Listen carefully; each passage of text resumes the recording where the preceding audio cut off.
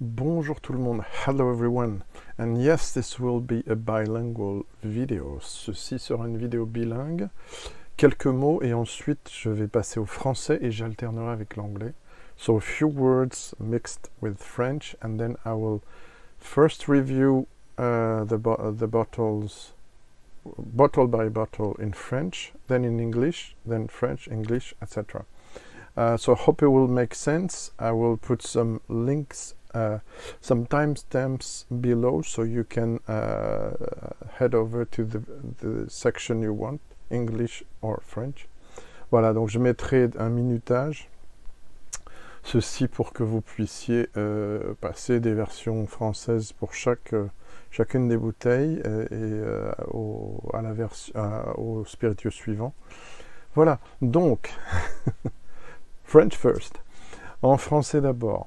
Donc voilà, je participe depuis sa création en 2021 à la journée des spiritueux français organisée par Cédric Ferreira de So Whisky et Franck Di Napoli du même nom, donc deux blogueurs, influenceurs qui sont notamment sur Instagram mais pas seulement, et qui lancent sur Instagram mais pas seulement chaque année depuis 2021, j'ai l'honneur d'y participer, une journée de sensibilisation aux spiritueux français donc les amateurs de whisky, les influenceurs, la presse, les producteurs aussi, qu'ils soient officiels ou de négoce, sont incités à venir voilà, parler ou quel que soit le médium, le moyen, voilà, de s'exprimer et promouvoir. C'est pas, pour moi, ce n'est pas de la publicité, je fais rien d'autre que ce que je fais d'habitude, donc faire une revue de produits qui m'intéressent. Mais voilà, on met l'accent sur la production française, un petit cocorico de rigueur. Et puis, voilà, on essaye de faire connaître surtout voilà, aux gens des produits qu'ils ne connaîtraient pas forcément. Voilà, pour valoriser le savoir-faire français, oui, oui. Voilà, donc cette année, j'ai choisi de mettre en valeur un gin, un whisky et un armagnac. Peut-être que l'année prochaine, je ferai un rhum, un whisky, de toute façon, et un cognac, qui sait, ou encore autre chose.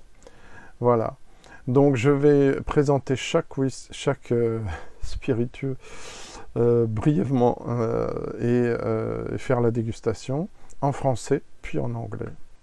À tout de suite. Hi everyone, this is Greg, back for a special video which is paying tribute to something that has been starting in 2021 by Cédric Ferreira and Franck Di Napoli, two influencers from France. And basically it's a special day, like you have International Whiskey Day, like you have Scotch Day, you have Irish, etc. Bourbon. So it's a day that those guys did create to make people know a bit better our products, our spirits made in France. So they are all day. They will do posts on social media or videos or any communication media they want to support. And of course, like I said in the French version, I will do nothing really different than what I do usually, that is speak about spirits, not only whiskey, but three spirits, one of it being whiskey, that I found interesting to explain to you or present and review for you. So you will see posts not on my website, but you will see on Instagram, LinkedIn for me, and Twitter, but would be marginal. But mainly Instagram, and also this video to present you three spirits that I discovered last year or this year even for the gin. So it will be a gin, a whiskey, and an Armagnac this year. Maybe next year I will do something else. A whiskey, most probably there will be always a whiskey, and maybe it will be a rum, whiskey and cognac. Who knows? You'll see. Well, so I'm gonna present you each bottle first in French and then in English, and alternate each time. Hopefully it makes sense, so I will add this little thing to tell you so you can keep track of where we are at. But I will also add in the description. The description is always important for my videos. With a very few exceptions, you get more informations, you get timestamps, you get also infos about me, how to reach me, and also links, different links, also links when I quote something, someone important, or something that you will need a link to learn more about it. You will find it in the link below. So I will start first in French. Stay tuned and have a look at the timestamps, or if you want to learn a bit more about French, there might be some slight differences, continue to watch without pausing. But me, I will have to pause at several times to organize things. See you in a few seconds. Alors, premier spiritueux dont je voulais parler, le gin. Alors le gin, je prépare quelque chose d'important. Je sais que vous attendez depuis l'automne dernier. Je m'excuse pour le retard, mais je suis en train, je suis pas millionnaire non plus, je suis en train de rassembler un certain nombre de gins. J'en ai une vingtaine maintenant. J'en ai que 3 français. J'aimerais avoir plus de variétés. Donc je vais voir, suivant aussi les prix bien sûr, parce que encore une fois, voilà, à de très rares exceptions, j'achète tout moi-même, donc voilà, ça prend du temps, parce que d'abord c'est le whisky, ensuite les autres spiritueux, mais le gin, il y a un boom du gin en France, donc, et à l'étranger aussi, ces dernières années, donc c'est pour ça j'ai voulu en savoir plus sur le gin. Par ailleurs, dans mes pérégrinations et surtout mes recherches, souvent à l'instinct, à l'intuition, j'ai vu qu'il y avait 3 distilleries qui font du gin, mais pas seulement du gin, donc à Paris, peut-être même plus. Et alors je connaissais déjà, même si je ne l'ai pas visité, la distillerie de Nicolas Julès, donc plutôt vers le centre de Paris, mais j'avais déjà dégusté certains de ses produits et j'aurai l'occasion facilement. Et puis il y a la distillerie du Viaduc que j'ai pas encore visité, mais que je visiterai volontiers. Si je ne m'abuse, elle fait du gin et du pastis, peut-être aussi d'autres choses. Nicolas lui fait beaucoup de choses, pas seulement je crois qu'il fait du rhum, du gin, du whisky, une forme de saké mais sans polissage du riz. Il fait aussi de l'érable, enfin il fait beaucoup de choses. Et donc j'ai découvert d'abord sur internet, et ça m'a rappelé qu'il y avait eu un sujet que j'ai raté sur Paris Première au sujet de cette distillerie, l'Alambic Parisien. Donc l'Alambic Parisien, je vous en parlais rapidement, de toute façon je vais y revenir, et je vous en ai déjà parlé pour ceux qui ont Instagram, sur Greg's Whisky Guide, mon compte Instagram. Donc j'ai visité cette distillerie le 13 mars et c'était un vrai bonheur. Une vraie rencontre aussi, on sera certainement amené à en reparler, parce que j'étais vraiment impressionné par le travail de Vincent Giraudet, son fondateur. Je ne vais pas expliquer le contexte dans cette vidéo, ça pourrait être très long, de fondation de sa compagnie, sa société, mais grosso modo, donc c'est un projet qui a mûri pendant plusieurs années, et donc il a ouvert sa distillerie en mai 2022.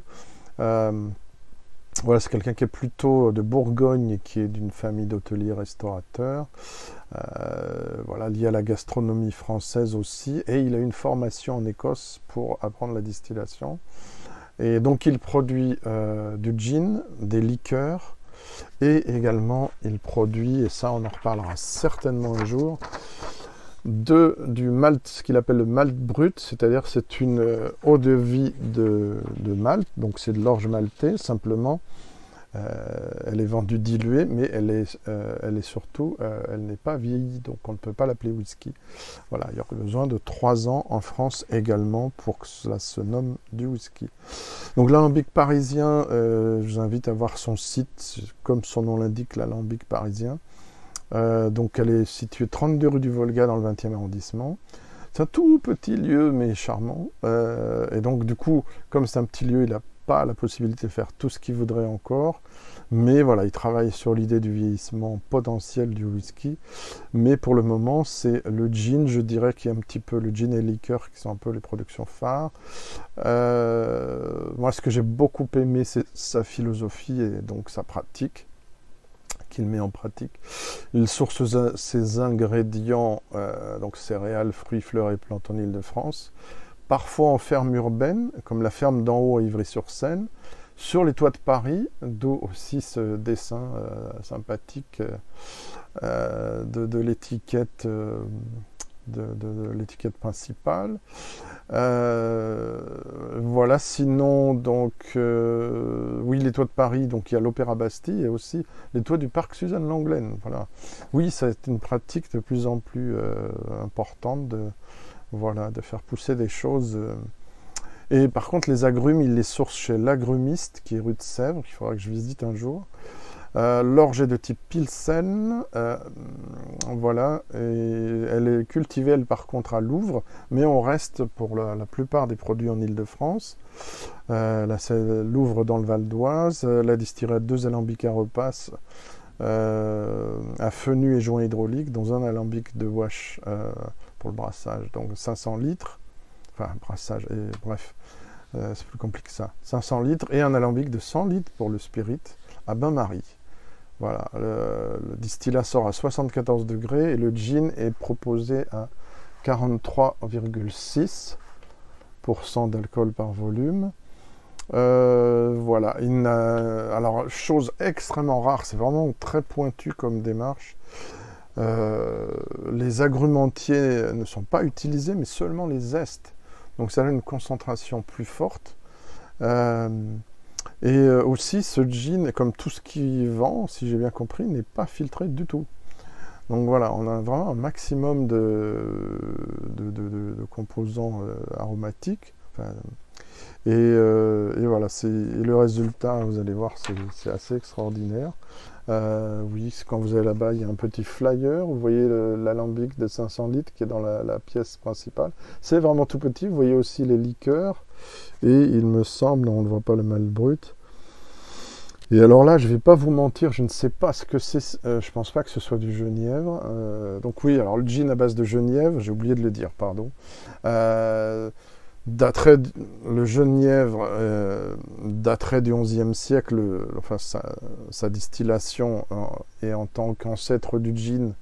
Donc on a quelques traces aux Pays-Bas au XVe siècle, en 1495. Donc Philippe Duff, un spécialiste du gin, retrouve un manuscrit en Hollande. Ensuite, c'est une culture d'abord de boissons médicamenteuses en Belgique et Hollande. Et au XVIIe, on a donc c'est le Genever qui donne le genièvre aussi dans le nord de la France. C'est d'ailleurs là probablement l'un des tout premiers spiritueux que j'ai jamais goûté. Là, le choix est fait d'avoir un gin non aromatisé, comme on dit. Donc c'est un London Dry Gin. Donc London Dry Gin, il doit être à 37,5% minimum et pas avoir plus de 0,1 g de sucre par litre, mais il n'en rajoute pas. Et il n'a pas le droit d'avoir de colorant. Alors là, c'est un alambic de type pot still, à repasse, mais ça peut être aussi parfois fait dans de l'alambic à colonne. C'est pas le cas pour lui. Alors ce que j'ai découvert sur place, c'est pas forcément évident sur le site, c'est qu'en fait il travaille par tout petit lot, donc il peut y avoir jusqu'à environ 4 lots par an de ce gin là. Vous voyez, 77 bouteilles seulement, et le lot c'est le 23-04-101, donc c'est 1er avril 2023. 50 centilitres seulement, c'est vrai, c'est pas évident et c'est pas donné non plus, je crois que c'est 44 € si je ne me trompe pas, mais en contrepartie, vous avez une qualité, je trouve, exceptionnelle. Voilà, du distillat et une démarche vraiment singulière. J'ai goûté l'eau de vie de Malte aussi, j'en parlerai pas trop ici. C'est quelque chose qui se vend, le malt brut, déjà à la boutique. Alors c'est du new make, comme on dit en anglais, c'est du distillat pur, il est plus pur puisqu'il est dilué, mais c'est du distillat qui n'est pas vieilli, ce que je veux dire.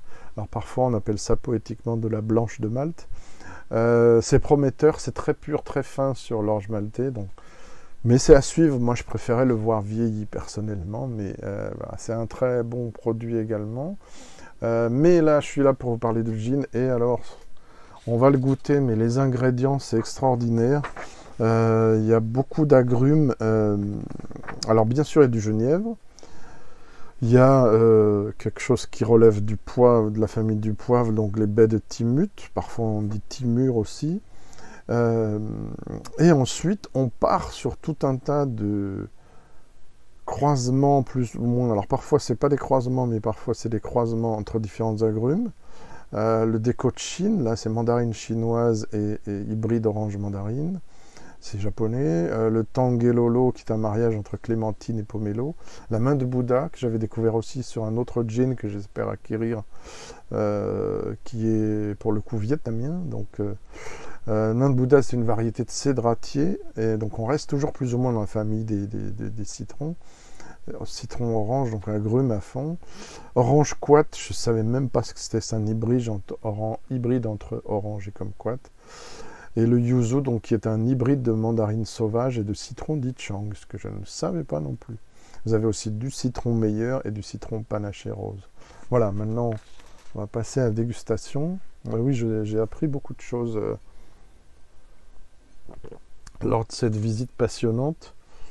Donc, le gin, donc, avec des larmes, des jambes qui sont très, très... qui tiennent longtemps sur le verre et qui s'accrochent sur les parois, parce qu'il n'y a pas de filtration. Donc bien que ce soit non vieilli, il y a vraiment une très belle accroche. Je ne sais pas si on le voit, je ne suis pas sûr. Là, ça recommence un peu à descendre. Le titrage, je me suis interrogé à l'avance. Je dis, 43,6, c'est peut-être pas assez.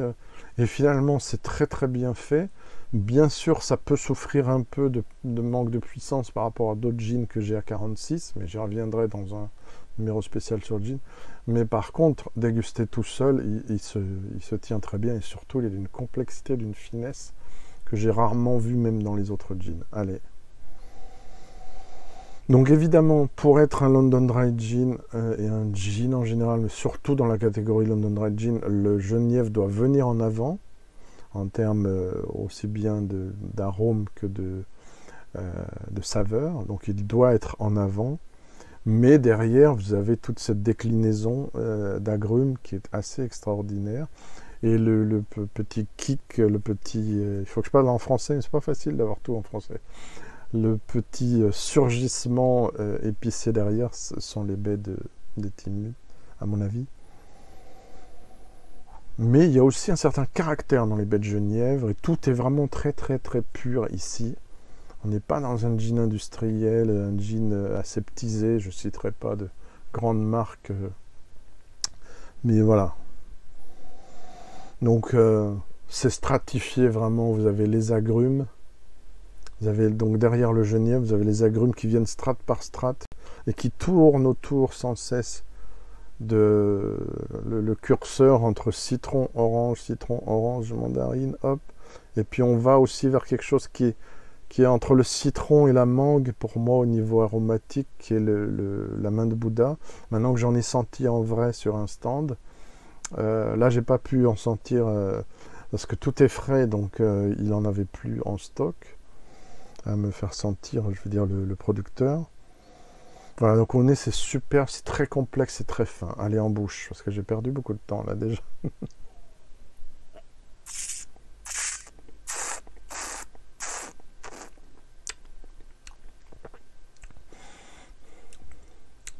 Voilà, très, très complexe, très fin. La délicatesse est vraiment extrême. Je dirais, c'est comme une palette avec énormément de camailleux. Entre les jaunes, les oranges, avec quelques petites teintes qui vont vers les verts, côté un peu herbacé aussi. Mais vraiment très très subtil, je suis vraiment très impressionné. Alors je vais l'ouvrir très légèrement, mais très peu, parce qu'il faut que j'en garde pour la version anglaise.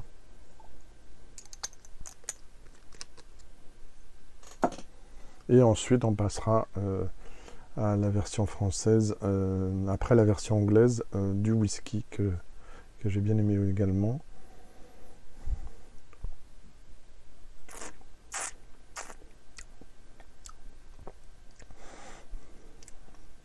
Vraiment une déclinaison d'agrumes avec un bel équilibre entre acidité et sucre naturel, si j'ose dire. Il n'y a pas de sucre ajouté. Et même dans les liqueurs, c'est du sucre non raffiné en toute petite quantité.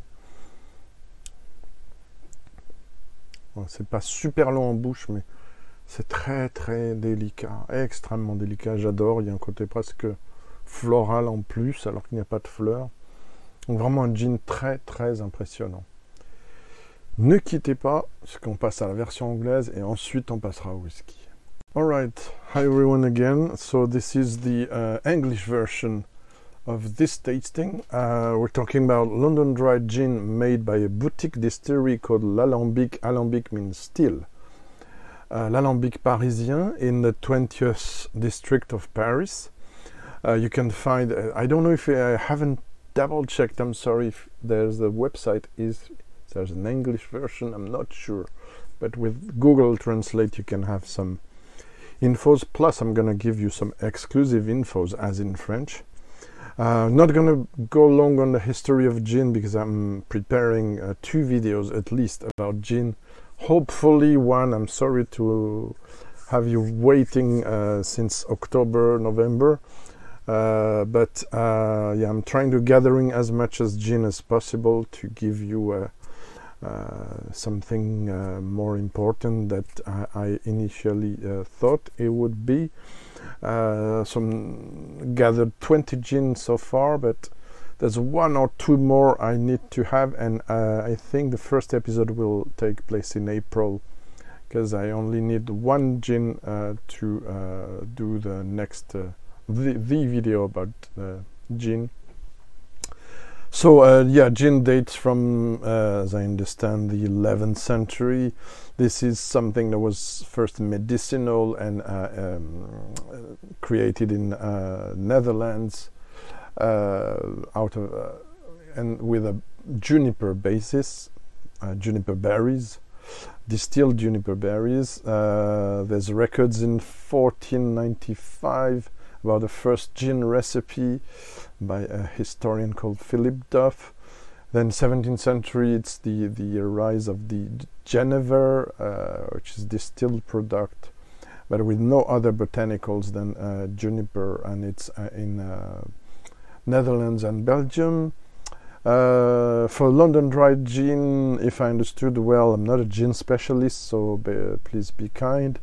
37.5% ABV is the lowest minimum allowed ABV for gin, and you have to have a percentage of sugar that's not over 0.1 grams per liter. You can use pot still, you can use column still, initially with pot still, and there's no colorant allowed. Then there are other kind of gins, slow gin, etc., which is made differently, but it's not the topic today. Topic today is a London Dry Gin made by a boutique distillery, very tiny one, that I did visit this month, and that did impress me very much. This distillery was founded in last year, despite a long time planned project by Vincent Giraudet. You can see pictures in my Instagram if you have Instagram. I have made a complete report on Instagram. They do gin, they do fruit, liquors, very natural, and they also do this, which I call malt brut, raw malt, which is distilled malted barley, because Vincent intends to do someday whiskey, but it's not aged for the moment. Right. What can I say about the gin? It's batch produced. It's sourced in with botanicals and which are cultivated on the rooftops of Paris, on several places. I won't go too much into details. Even the Bastille Opera, there are some there's some stuff that are produced there. So it's amazing. The barley, we'll speak another time, is cultivated in not too far from Paris as well. There's two stills. It's a double distilled gin, 500 and one. This one is 500 liters. The other one is only 100 liters. 74% ABV distillate. And for this one, this is 43.6% ABV. The batch, it's 230401, which corresponds to 1st day of April 2023. The 4 batches per year, and there are variations of just a second. Okay, sorry, I had to double check something for the translation. So yeah, so this gin is very special. It has 9 ingredients. Of course, it has juniper berries. It has also timut berries, which is a kind of exotic pepper, a very subtle one. They use also there are 7 citrus varieties. There are a lot of hybrid citrus, but it seems to be a trend. The founder works with a place called L'Agrumiste, which is in Paris, and purveys a lot of best quality fruit to the best restaurant. But they do some hybrids, for instance, between a Chinese mandarin and an orange. They also do, it's a Japanese fruit, they also do clementine and pomelo crossings. They also do something called orange quat, a hybrid between orange and kumquat. He uses yuzu and different kind of lemon, Meyer lemon and Panache pink lemon, and also what's very special, also present in another gin I want to have, hope to have soon for my second video about gin. It's in French, la main de Bouddha, which is Buddha's hand, which is something in Asia and Vietnam in particular, which is very special. This, but we'll get to it in the tasting. Let me just, okay. So here's the glass. Like I said in the French version, it's sticking a lot to the glass. Not now necessarily, because I already drank a bit of it, but it's very fragrant on the nose. Of course, juniper comes first, but there's a lot of citrus fruit behind it. Very subtle, very delicate, subtle and complex, probably the best adjectives for this.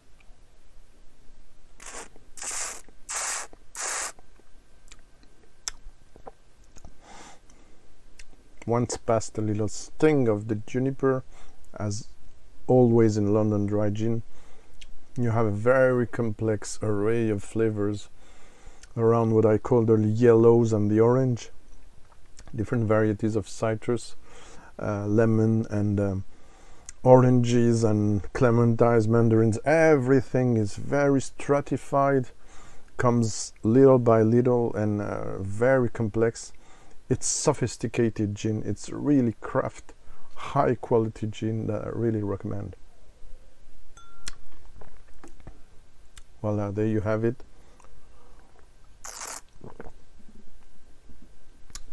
Now, I'm gonna go back to the French version for the whiskey. So you have timestamps again on the description. And then we'll go back to you in English for the whiskey review in English. Okay? So stay tuned. Alors, nous revoilà en version française, toujours pour la journée des spiritueux français. Cette fois-ci avec un single malt français, produit par la distillerie TOS. Alors, je suis désolé, elle a choisi un nom anglais, The Other Side Distillery, en fait. C'est bizarre, mais c'est comme ça. Une distillerie qui est liée à une brasserie, donc fondée, la brasserie Saint-Germain, fondée en 2003 par Stéphane et Vincent Bogert. Vous allez les voir sur la boîte, sur l'étui. Et Hervé Descamps. Et alors on va voir aussi avec l'aide d'une femme qui est la distillatrice. Et en fait, j'ai appris l'année dernière, donc j'ai découvert cette marque, cette distillerie en visitant le Whisky Live, le salon Whisky Live Paris 2022. Voilà. Si j'ai bien compris, l'année dernière, ou il y a peu en tout cas, la distillerie et la brasserie se sont séparées du point de vue administratif et de gestion. Comme ça, le personnel, les frères Bogert, etc., peuvent se concentrer sur la partie distillerie. Mais bien sûr, ils vont utiliser l'orge de la brasserie. Voilà, la distillerie est située à Aix-Noulette, dans le Pas-de-Calais, dans la région dite les Hauts-de-France. Elle a été fondée en tant que distillerie en 2017. Il y a une version que je n'ai pas pu goûter, qui n'était pas sur le stand, qui est une version étiquette blanche. Je pense qu'on peut la voir ici. Voilà, sur le dépliant. Et donc cette version, je crois qu'elle est élevée uniquement en fût de Bourbon. La distillerie travaille aussi, et pareil, j'ai pas pu le déguster, il faudrait que je me déplace à la distillerie tout simplement, parce que ça m'intéresse. Elle travaille aussi avec du seigle, donc elle fait aussi un rye whisky. Celui-ci je vais vous expliquer, a une double maturation, mais elle utilise du chêne américain. Et il y a des versions chêne américain et affinage Porto et Sherry qui étaient mises en avant aussi sur le stand de la maison du whisky. Qu'est-ce que je peux dire d'autre? C'est une version limitée de 2022, ce whisky-là. Limité, je crois, si je ne me trompe pas, oui, ma fiche, à 2700 bouteilles. Les titres 46%. L'orge de type Pilsen, c'est marrant, comme le gin et comme la distillerie avec laquelle j'ai travaillé. La fermentation est longue, elle dure 7 jours, j'ai oublié de le dire, c'est pareil pour le gin. Pour le gin, non, pour l'eau de vie de Malte. Distillat réduit de 77 à 64 avant enfûtage. Là, c'est le batch 1 et... donc on voit les fondateurs, donc les frères Bogert, si je ne me trompe pas, ici, sur l'étui. Et on voit, donc ça doit être Hervé Descamps, et donc Cathy Gravina, qui est la distillatrice. Donc c'est sympa, c'est un cas encore rare chez nous aussi. Mais là, vous voyez un petit peu l'alambic en bas, un peu stylisé. Qu'est-ce que je peux vous dire pour cette version ? Donc, premier passage en fût de Bourbon, et ensuite, toujours en fût de Bourbon, si je comprends bien, mais c'est du chêne américain, intensément brûlé. Alors, intensément, ça pourrait être plus, hein, donc ça pourrait être 4, ou davantage, ou alligator. Non, là, c'est 3, donc c'est puissant, mais ça reste encore raisonnable, et surtout, ça permet surtout de faire sortir davantage de vanille et d'épices. Le whisky, je vous montre la bouteille, elle est très jolie la bouteille, le design, tout ça est fait avec un grand soin, le bouchon également, j'aime beaucoup l'étui aussi. Voilà le whisky. Donc évidemment, comme il n'a que 3 ou 4 ans, la couleur provient surtout du fait d'avoir bousiné, comme on dit, en tout cas d'avoir brûlé les fûts Donc vous avez cette couleur déjà or, que normalement il ne devrait pas avoir, sauf si un type de fût Porto Sherry par exemple, ou vin. Voilà, donc les lames restent suffisamment longtemps. Je n'ai pas le souvenir d'avoir lu, c'est pas marqué non plus malheureusement, si c'est non filtré à froid et non coloré. Je pense pas que ce soit coloré, mais on sait jamais. Ce serait bien si, petit clin d'œil au passage, si la distillerie s'il vous plaît pouvait le marquer, parce que c'est un plus sur l'étui et la bouteille. En tout cas, on va déguster. Alors au nez, ce que j'aime beaucoup, alors je ne sais plus si je l'ai noté, alors c'est difficile de ne pas être influencé par les notes que, avant que je puisse le goûter, que j'ai vu de la maison du whisky, mais ce ne sont pas forcément les premières que j'ai remarquées. Il y a un côté orge maltais, vanille, caramel, il y a une note mielleuse, moi j'avais noté miel d'acacia, raisin blanc, ananas rôti. Et effectivement, la maison du whisky signalait de l'arnica, mais ça n'a pas été facile à trouver. Et des dattes, moi je dirais dattes écrasées en effet. Donc c'est un nez un petit peu différent, il y a presque des notes d'agrumes derrière, de citron, voire de pamplemousse, aussi un peu rôti presque. Bon, de toute façon, il y a, dès que c'est un peu brûlé, on va parler d'un registre empyromatique, sans que ce soit fumé, ni tourbé, ni rien, bien sûr. Voilà, on va passer en bouche, santé.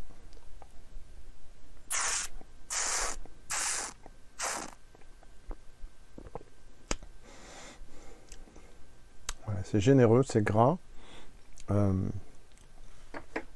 Et longueur moyenne. Donc j'ai les mêmes notes qu'en bouche. Côté ici, agrumes confit maintenant. La vanille, un peu de caramel maintenant, caramel naturel. Le miel qui revient. Il y a un côté presque sauterne, oui, j'ai noté ça. Butyrique un peu, mais léger. Le raisin blanc, pour moi, il ressort. Peut-être des pommes aussi au four. Ah, tiens, j'ai oublié de noter ça. Pommes au four, voilà. Alors, je dirais golden, les pommes rouges, plusieurs variétés, on va dire. Peut-être même un peu de granny, mais je suis pas sûr. Granny Smith. Voilà, donc c'est floral, fruité, c'est boisé. Il y a un petit côté charpenté, presque un petit côté, ouais, comment je pourrais dire ça, presque un côté exotique, oui. Au niveau de la poire, là j'ai de la poire maintenant, d'autres fruits blancs, mais voilà, il y a un côté raisin. Ça donne un profil original, je dirais, par rapport aux autres whisky français sur le marché. C'est pour ça que j'ai eu envie d'en avoir une bouteille, même si j'ai tardé un petit peu. Je l'ouvre à peine un petit peu, parce que je vais devoir le déguster à nouveau en anglais. Mais bon, ça fait 3-4 fois que je goûte, donc je l'ai en tête. Je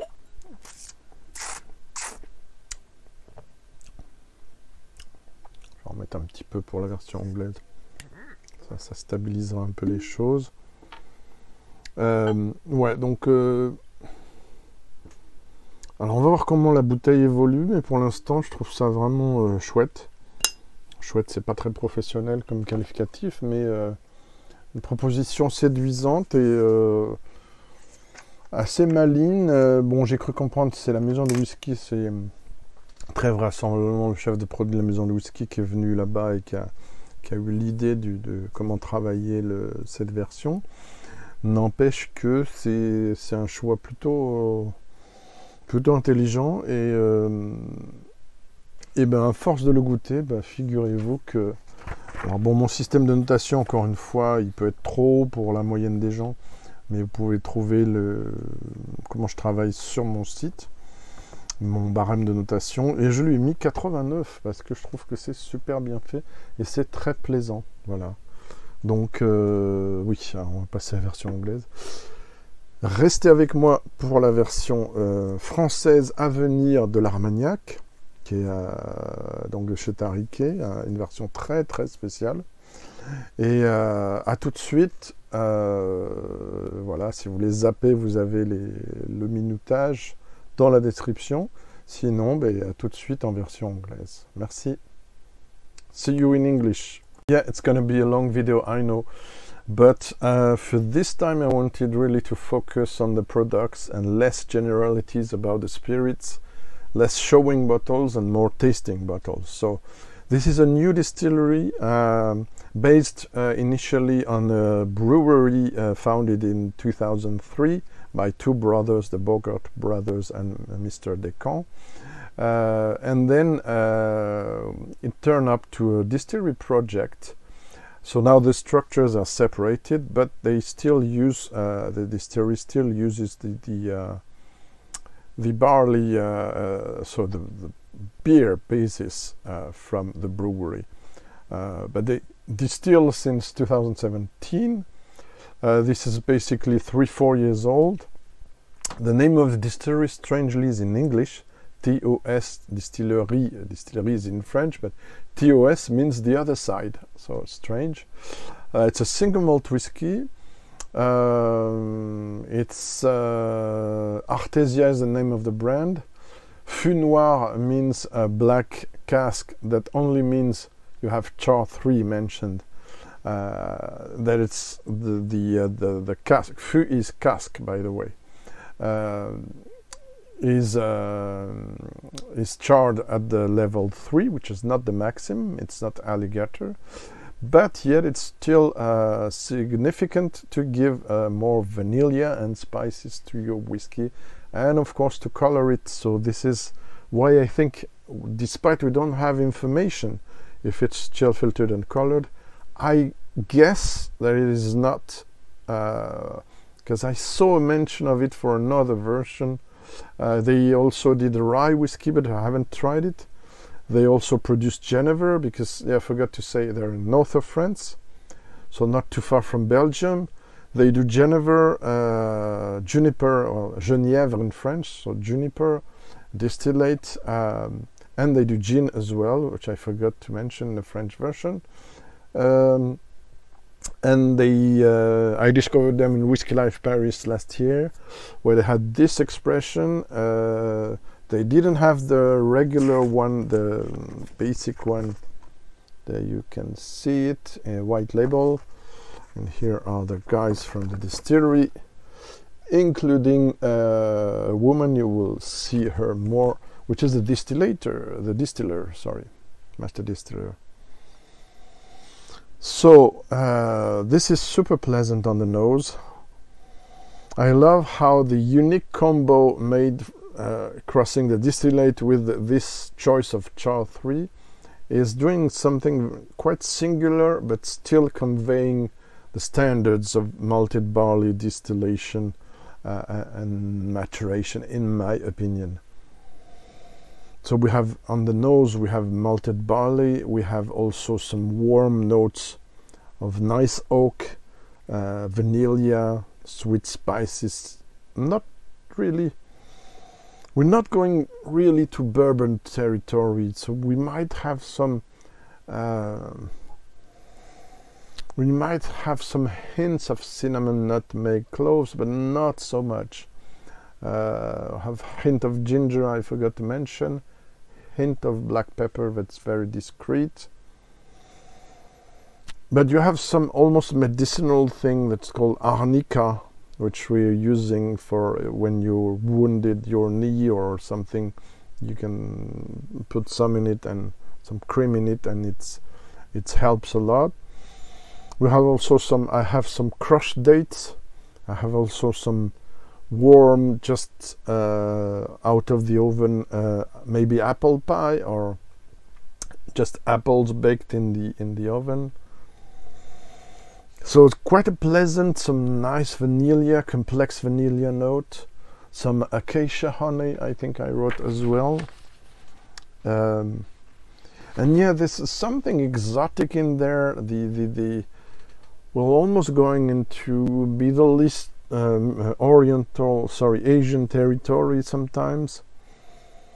Not really papaya mango, but it's very tiny hints of it that's mixed with the lemon, and so real complex and very interesting. Let's go to the palate. Cheers. Or santé, as we say here.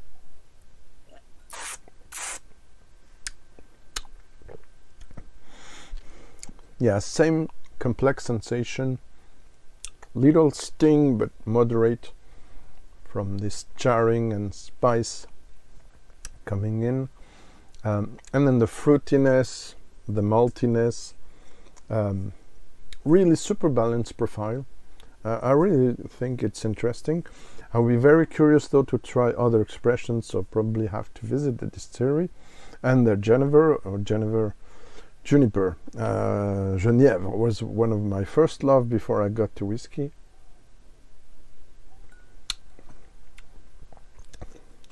Yeah, there's a faint, there's a very tiny hint of smoke, but it's barrel char. It's not peat. Slight barrel char, but there's nothing to do with those heavily charred bourbons or virgin oak and stuff. No, it's gentler. All in all, great proposition. I rated it 89 out of 100. You might be surprised or shocked, but the pleasure factor gives extra notes, extra points each time. So I'm sorry. It's the way I work for now. Lovely whiskey, interesting distillery to follow. Stay tuned for more after the French presentation and tasting of Armagnac. I will go back to you in English. Alors, rebonjour cette fois-ci en français pour la version française de cet Armagnac assez spécial que j'ai découvert, j'en avais entendu parler dans la presse, mais je l'ai découvert à l'occasion du salon Les Gasconneries, qui s'est tenu il y a quelques temps. C'est tenu rue du Charolais le 30 janvier. Voilà, salon Les Gasconneries. Il n'y avait que 2 distilleries d'Armagnac dans ce salon. Et je suis allé voir toutes les 2. Darros, bien sûr, distillerie, en tout cas maison de négoce ou maison de voilà qui présente des Armagnacs. Darros, où voilà, tout était intéressant aussi, mais comme je vous parle souvent de Darros, j'avais pas envie de voilà, que vous croyez qu'il n'y a que ça qui m'intéresse et que je suis payé par eux ou quoi que ce soit, je suis payé par personne. Donc voilà, et donc Tariquet, j'avais quelques échantillons de côté que j'ai commencé à goûter. Vous pouvez voir aussi ce que je pense de ce que j'ai goûté sur mon compte Instagram, encore une fois. Et donc ce Tariquet m'a intrigué. Bon, d'abord, c'est un beau produit en tant que tel, dans un coffret de Pain des Landes, et où en plus, voilà, on explique un peu. Je ne vais pas rentrer dans l'histoire de l'Armagnac, j'en ai déjà parlé, mais voilà, c'est la famille Grassat qui exploite d'abord du vin, effectivement, donc la famille Grassat Artaud, originaire d'Hercé, petit village de la montagne artéjoise au pied des Pyrénées. Pourquoi Montreur d'ours? Parce qu'avant d'être la famille, à un moment donné, elle était très pauvre, a travaillé comme montreur d'ours, avant d'être producteur de vin, puis d'Armagnac depuis le XVIIe siècle. Voilà, donc alors là, ce qui est intéressant, c'est que c'est un Armagnac qui est produit à 30%, certes, de Bacchus et de Hunier blanc. Alors, il faut savoir que dans l'Armagnac, il y a 10 cépages potentiellement qui peuvent être utilisés, mais il y en a surtout 4, Hunier blanc, Bacchus, Colombard et Folle Blanche. Pour cette version uniquement, c'est très rare, et il y a quasiment, j'en ai jamais vu sur le marché, mais je ne suis pas un spécialiste de l'Armagnac, bien sûr. Le cépage utilisé à 70% ici, il a 2 noms, Plan de Grèce ou Blanquette grise. Voilà. Et pourquoi Plan de Grèce? Parce que le raisin était tellement gras qu'il évoquait la Grèce. Et donc ce sont des cépages qui sont marginaux, cultivés sur de toutes petites parcelles. Et donc il est réputé pour son moelleux. Voilà, qu'est-ce que je peux dire d'autre? Donc voilà, alors c'est un assemblage de fûts de 10 à 20 ans. C'est une mise en bouteille 2021. Je ne sais pas combien il y a de bouteilles exactement. C'est un base armagnac, bien sûr. Ça pourrait être aussi d'autres régions, Ténarèze ou autre, mais c'est un base armagnac, donc de Gascogne, donc région Nouvelle-Aquitaine. Il est embouteillé sans coloration, et ça c'est important, c'est marqué ça vient dans une boîte, c'est assez tout un truc. Là vous avez le numéro de l'eau. Désolé pour le bruit de la chaise qui grince, mais cette fois-ci j'ai besoin de faire beaucoup de mouvements, donc j'ai préféré la garder. Et donc il est de couleur naturelle, il est 10 à 20 ans d'âge. Qu'est-ce que j'ai pas dit encore? Voilà, et puis comme ça va être une longue vidéo, on va passer à la dégustation. Belle bouteille, assez lourde. Bon, c'était pas donné non plus. Là, on est dans les 135 €, même si j'ai une petite ristourne au salon. Mais voilà, c'est une curiosité. Je vous parlerai d'un autre produit de Tariquet derrière pour rester dans les histoires de valeur. D'ailleurs, j'ai oublié ça va pas. 64,90 je crois, c'était pour l'Artesia, le whisky, et 44 pour le gin. J'ai oublié de donner les prix. Voilà, alors par contre, voilà, ce qui est un peu déconcertant au début, il est en train de s'ouvrir. On en est pour l'instant qu'à 3-4 centilitres. J'aurais peut-être dû attendre pour chroniquer, mais je voulais absolument mettre ça dans le numéro sur la journée des spiritueux français. Voilà, ça donne quelque chose de très particulier, et au nez comme en bouche, on a un boisé qui est significatif, mais pas super important non plus. Mais surtout, on a une note inhabituelle qui mêle pour moi abricot et pruneau, cuit, presque archi-cuit, je dirais. Vraiment en marmite, confituré. Voilà, c'est ça le mot que je cherchais. Et c'est très doux, c'est super, mais ça décontenance un peu. Donc la robe, elle tire vers l'orange. C'est assez étonnant. C'est pas forcément le même genre de teinte. On va pas vers l'acajou comme chez d'autres producteurs. Allez, on va tester.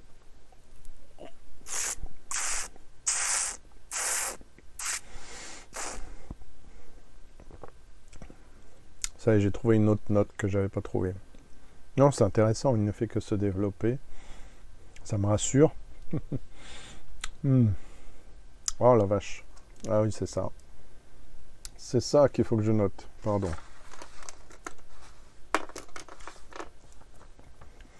Et oui. En plus en français, on a cette note d'abricot et de pruneau fondu, confit à mort, enfin confituré, pardon. Et derrière, on a une note qui se clash dessus, qui déconcerte, et finalement, ça se fond en milieu de palais et final. Au début, c'est un peu pas strident, mais c'est un peu presque... il y a une acidité... et après, on passe vers une certaine sucrosité confiturée, sans excès. Et on a ce caramel, genre carambar, caramel dur, qui est assez infernal. Ça, c'est un peu la botte secrète de cet armagnac, j'ai l'impression.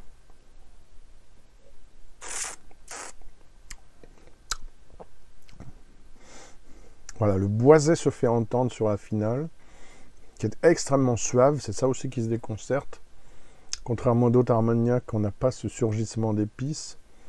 Je parle d'armagnacs qui ne sont pas à 40 degrés, mais pas pour certains en tout cas, mais pour ceux qui sont en degré naturel, que j'ai testé en tout cas. La finale n'est pas très très longue, je dirais courte à moyenne, mais elle est suave. Peut-être un vague côté poussiéreux en finale. Je ne vais pas le réduire, je l'ai déjà réduit, ça, parce que j'ai enchaîné sur la version anglaise. Donc très léger, mieux au niveau de la texture fruitée, mais c'est pas indispensable. Les 45,5% d'alcool sont très très bien vus. Je l'aurais très probablement pas acheté si c'était à 40, 41 ou 42 parce que c'est trop faible à mon avis. Et même j'aurais peut-être poussé à 48, je pense. Ça valait le coup. 48 ou 50 pour cet Armagnac. Est-ce que je l'ai noté en termes de chiffres? 87,5 pour l'instant, mais c'est une note qui peut évoluer. 135 €, c'est cher, mais bon, c'est un cépage très rare, ça ne va pas être évident non plus à cultiver. Si vous n'en avez que 40 des euros, il y a une version absolument époustouflante que je vous conseille à la place, c'est leur VSOP, qui est vraiment superbe. Bien sûr, on n'a pas cette profondeur, mais on est sur la fraîcheur du raisin. On est sur vraiment très très joli profil. Et il faut que je m'achète une bouteille. C'est voilà, vraiment. Alors, je suis en train de faire une verticale avec la folle blanche, donc non vieillie, 8 ans, 12 ans, 15 ans, légendaire, je ne sais plus quelle version. J'ai commencé seulement, je vous en reparlerai. Mais voilà, c'est Château du Tariquet et Tariquet pour domaine Tariquet pour la version Armagnac. Voilà, c'est à suivre, une famille, un Armagnac à suivre. Allez, je termine en anglais. Merci, j'espère que ça vous a plu. N'hésitez pas à commenter, mettre un pouce j'aime. Je sais, c'est chiant à entendre, mais voilà, j'ai pas beaucoup de retours au côté français en général. Donc voilà, ce serait apprécié. Et puis, donnez-moi votre expérience avec ces trois. Quel serait votre trio pour cette année? Gin français, j'en ai goûté pas mal. Whisky français, j'en ai goûté aussi. Et Armagnac français, par exemple. Alright, I know it's a long video, I apologize, but I would have struggled to do 2 videos at a time, so not going to speak to you about origins of Armagnac 700 years, but just tell you this is Domaine Tariquet, Château du Tariquet, which produces also famous for his white wine. This comes around 135 euros with a big box made of pine from the Charente, les Landes, I'm not sure about that, from the West France, let's say. So it's a big, beautiful bottle with a big glass base. Also, nice story about the family, the Grassa family, who worked in there. The most important thing to know about this Armagnac is that normally you have 4 varieties used for Armagnac, 3 of them, 2 of them, 1 only of them at a time, but you have to know there are around 10 families of grape varieties, 10 grape varieties that can be used for Armagnac. There's regulations also for that. In this whiskey, there's the Baco and the Ugni Blanc, which is famous, often used for Armagnac, for 30% of the recipe. But there's also something called Plan de Grèce or Blanquette Grise, which is a very rare, quite fat, that's why it's called Grèce, which is grease in English. A very rare variety which is supposed to bring a lot of mellow notes, a lot of suave notes in the Armagnac. So we're gonna find out if it's the case. This is natural color. This is 45.5 ABV. This is quite rare to have such a orangey color, honestly, with a not reddish, not mahogany, but rather orangey, truly color for an Armagnac. So I guess it comes from that Plan de Grèce variety, I don't know. Let's go on the nose. Quite unusual, and you will see that's the same on the palate. There's no oak whatsoever on the nose. You will find some on the palate. So on the nose, you have what you're gonna find on the palate is that very unusual blend of apricot, ripe and jammed, very jammy fruit. Apricot, prune, which we call here pruneau. We have prune for another fruit, so it's a bit weird, but pruneau is a basic note, common note for Armagnac. So it's prune in English. So I get apricot, I get prune, and also I get something that seems to clash with it, at the beginning, especially on the palate, but finally marries well with it, which is some kind of hard caramel, almost fudgy size, which is unexpected. So let's go on the palate.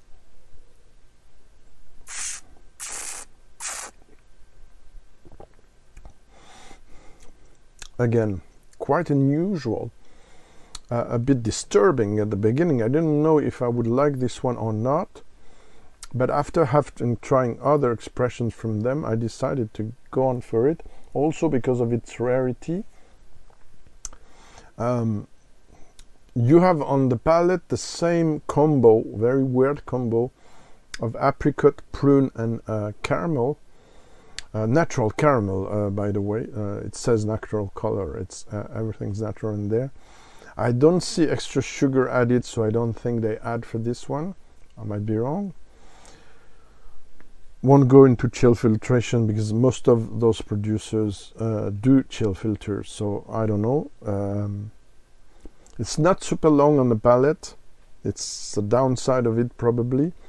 But it was a curiosity, so that's why I jumped on it. The finish is the slightly dusty oak coming in, but it's mainly the fruit that finishes, that lingers by the end of the palate.